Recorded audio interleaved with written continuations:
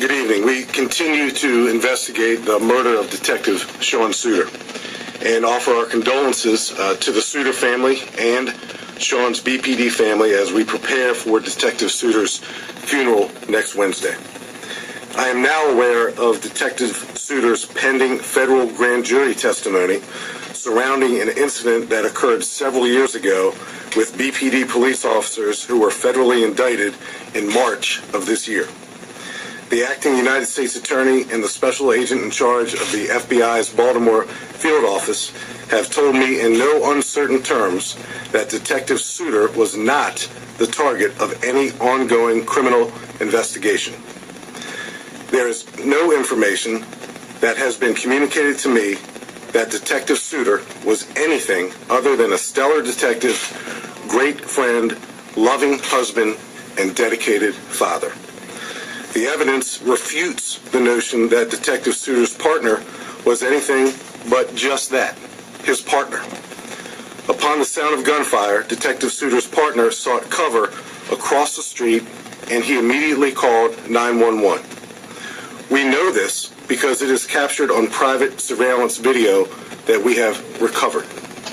The BPD and the FBI do not possess any information that this incident, and it appears to be nothing more than a spontaneous observation of a man behaving suspiciously and a spontaneous decision to investigate his conduct as part of any conspiracy.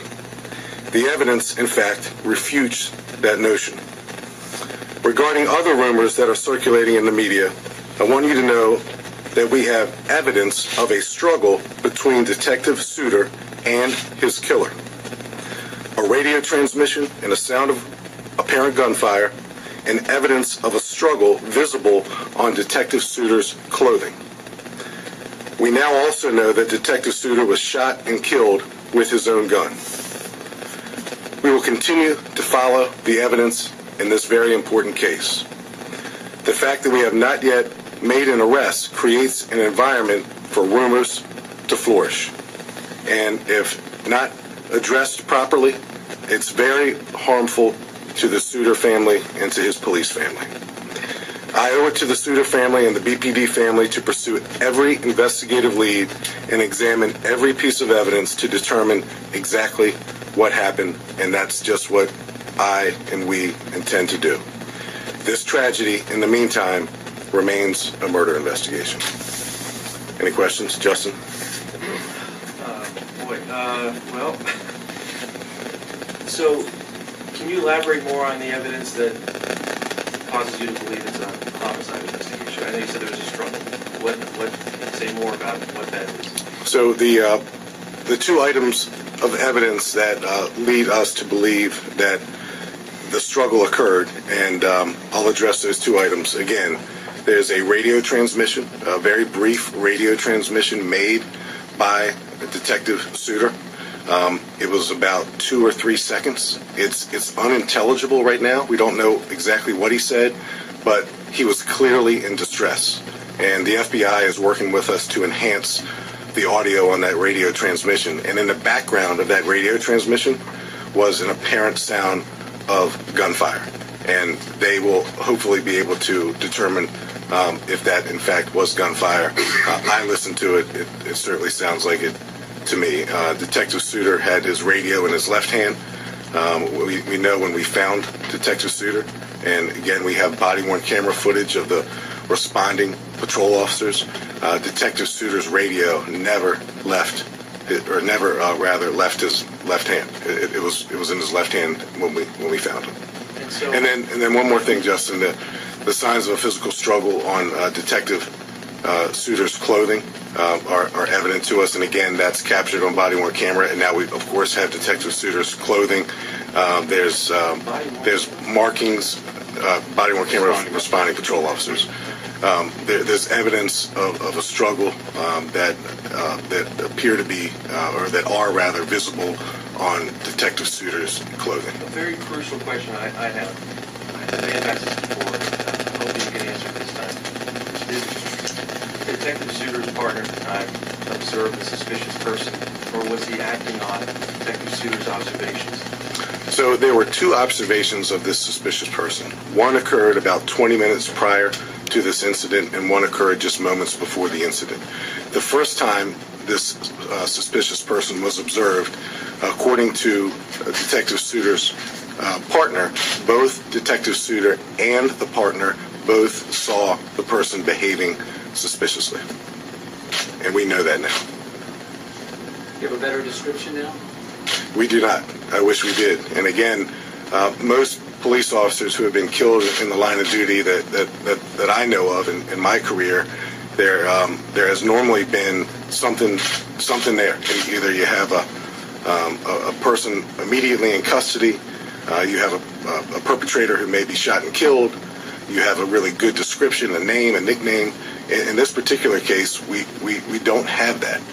But every piece of evidence that we do have makes me comfortable that this is now appropriately and remains a murder investigation. Is it true that it was reported yesterday that the gunshot wound was a contact wound at very close range?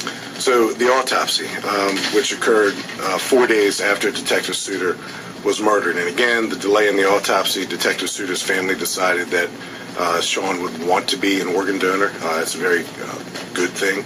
So the autopsy wasn't performed until Sunday, and from that we learned a bunch of different things. We learned how close the gunshot was at the time, and it was a close contact gunshot wound to Detective Suter's head. We learned trajectory, and based partly on that autopsy, we were able to look at the crime scene differently, and the very next day recover the fatal round that killed Detective Suter, and Detective Suter's DNA was recovered from that fatal round.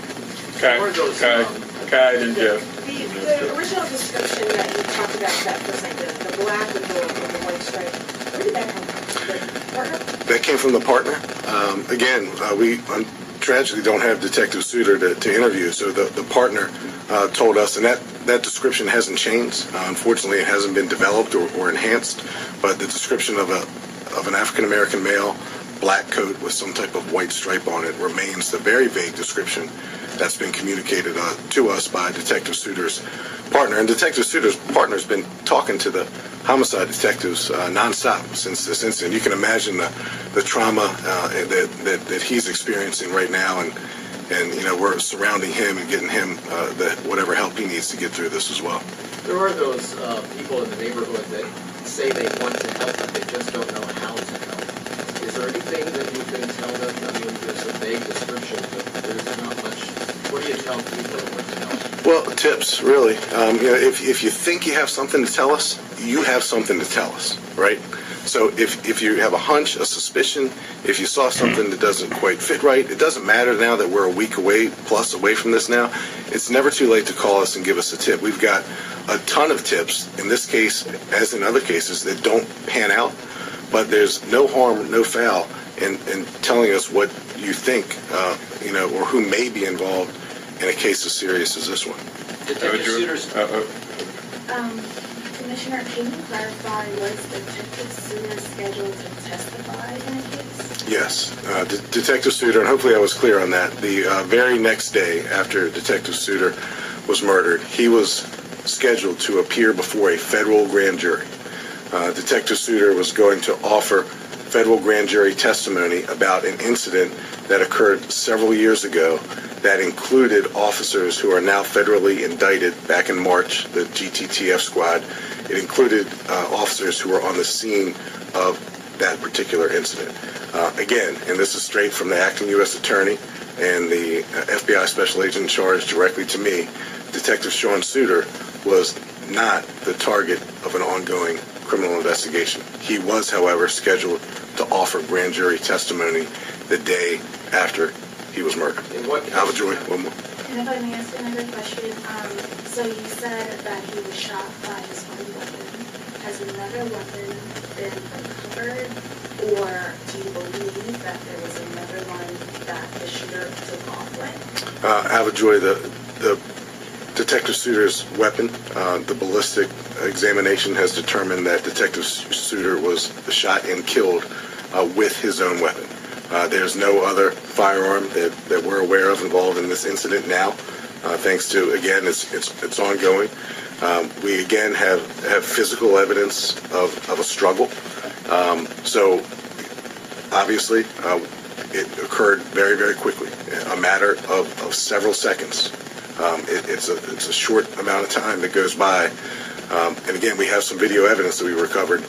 We know when Detective Suter went into that confrontation, and then we know where his partner is at the time as well.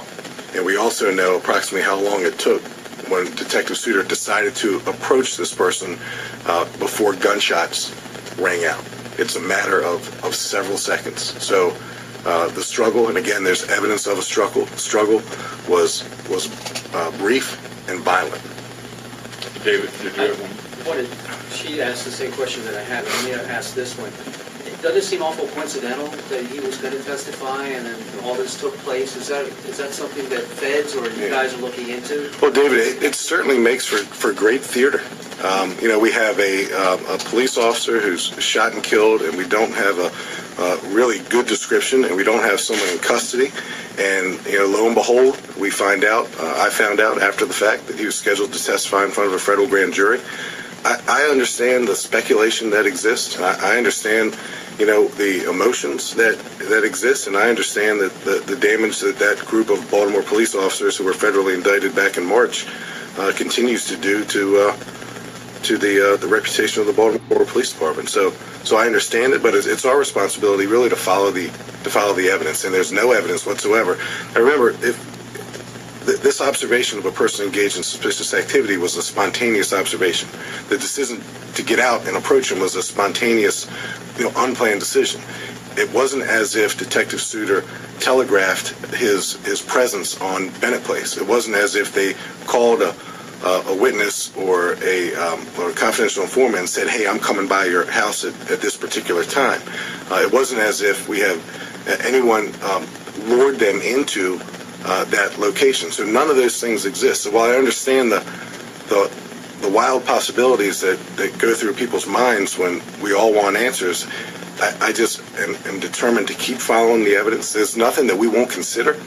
There's nothing there's no path that we won't go down if the evidence takes us down that path. But right now, the evidence that's available to us is indicative of a homicide. And real quick, David, just want to clear up one thing. I know it was reported by one of your colleagues that he approached the house, and that might cause a little bit of confusion as far as where this incident took place. There was a vacant lot in between a number of houses. So, and I know some sources that indicated that to one of your colleagues, but that's not what occurred. So that would be different, where you would think that this person knew, I'm approaching this house. That's not what happened.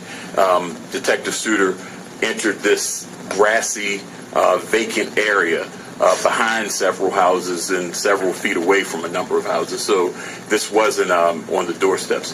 Brendan. Isn't it true that Justin, Brendan. Commissioner, in your opinion, when people are online, they're believing, as you said, the wild speculation and the rumors and things like that, how much harder does that make to investigate the case? It doesn't make it any harder to investigate the case because the detectives follow the evidence and they're professionals. It's certainly a distraction for leadership, and it's hurtful, very hurtful for the Suter family and friends to hear those types of rumors. Social media is something else, and their family is not isolated from the rumors, and they hear them, and I remain in close contact with Detective Suter's wife, and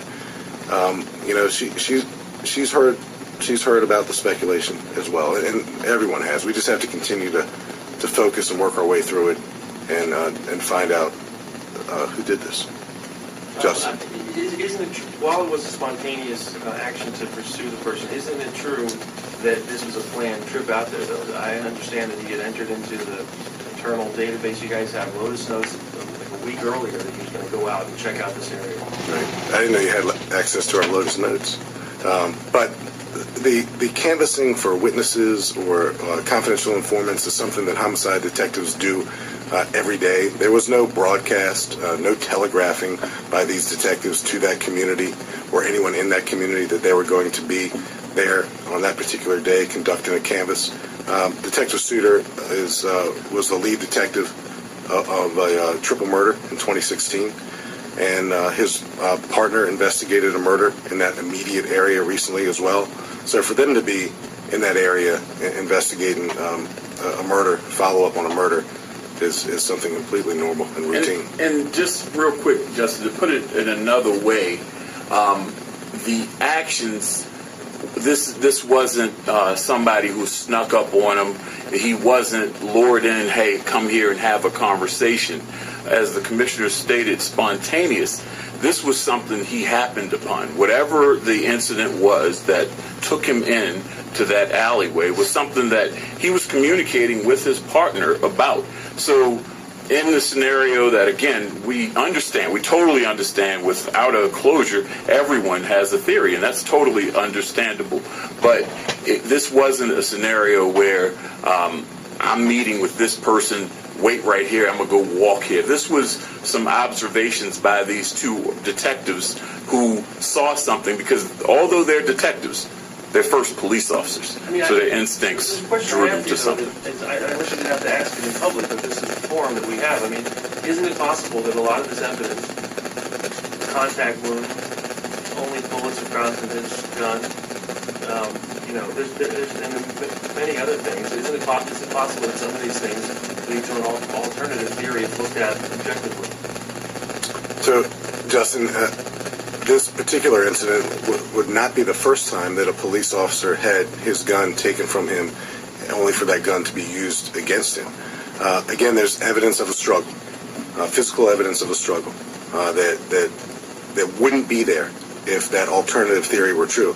There's a radio transmission, a brief one, but it's definitely made in distress with an apparent sound of a gunshot in the background that wouldn't be there if that alternative theory were true. And there are also no other indications that alternative theory is true. Now, people have asked me, how can it be possible that Detective Suter was shot and killed on the eve of his grand jury testimony, and for that murder not to have anything to do with the grand jury testimony? And people have said, is that possible? And the answer is, of course it's possible. Detective Suter and his partner were in a very dangerous area, following up on a brutal triple murder in 2016, and their task, Detective Suter's not interviewing school teachers and mailmen. They're interviewing people who are engaged in suspicious activity in hopes of furthering their investigation. So, but again, I understand all the speculation. I think the Suter family understands all the speculation, and we just want to do our best to be very sensitive at this time. There are reports that he became Western DBU when he had requested from the department to be transferred away from two of the previously indicted officers with whom he'd been working before that. Can you confirm that, or say anything of what his knowledge of these officers may have been in the past? So, Bannon, I cannot confirm that because I've simply never heard of that. And was this testimony officers have already been arrested, or is there, do you have any, are there further indictments to be coming that you have any awareness of? I'm not aware of any additional indictments. The testimony that I believe he was scheduled to give had to do with the police officers who were already indicted. Do you have the suspect's escape route? It's logical to assume, based on the statements made by the partner, that he fled to the rear of this location. There's an alley. There's a cut that leads back up to Schroeder. There's an alley that leads back down to Fremont. So he fled to the rear of where the murder occurred. He didn't flee back toward Bennett Place. I think that's a step back question. I mean, how frustrating is this? This is uncharted territory for the agency. This has never gone this long without having identified at least a suspect and officers on line of duty. How frustrated are you right now? Well, Justin, I met with several homicide detectives last night. They're determined to get it right. I always maintain that we're one confidential informant, one tip, one arrest, one field contact away from breaking this thing wide open. We've had many people in homicide that we've interviewed, that we've interrogated over the last week, and we'll continue to follow the evidence. We want to identify the person responsible for this heinous crime, and we're determined to get it right. Interrogating officers. No, I didn't say that. I said You did, but well, that's I all said clarified. So we've had several persons of interest. If I did, I misspoke. Okay. We've had several persons that have been arrested for other crimes in the area that we've interviewed, interrogated. So yes, the folks of interest that have been in contact with homicide detectives, there have been many. All right, let me give, all right, final question. Did the U.S. Attorney indicate that the lack of Detective Suter's testimony will impact the case with the gun task force members? He absolutely did not. He did not indicate, or he indicated to the negative? He indicated to the negative. It's been a long week. Thank you.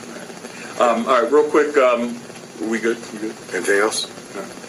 Tip line, up to $215,000, information leading to the arrest and conviction of a suspect. 1-800-CALL-FBI, 1-866-7-LOCK-UP, Metro Crime Stoppers. You can text a tip to our homicide detectives, 443-902-4824. You can call our homicide detectives directly at 410-396-2100. A question that came up here, I think you asked Jeff about some citizens wanting to provide information, wondering how. Call any one of those numbers. Call our detectives at 410-396-2100. They can meet you somewhere outside of the city of Baltimore, wherever you need to meet, if you want to provide some information confidentially. Okay? All right. Thank you. The status of the neighborhood. The crime scene itself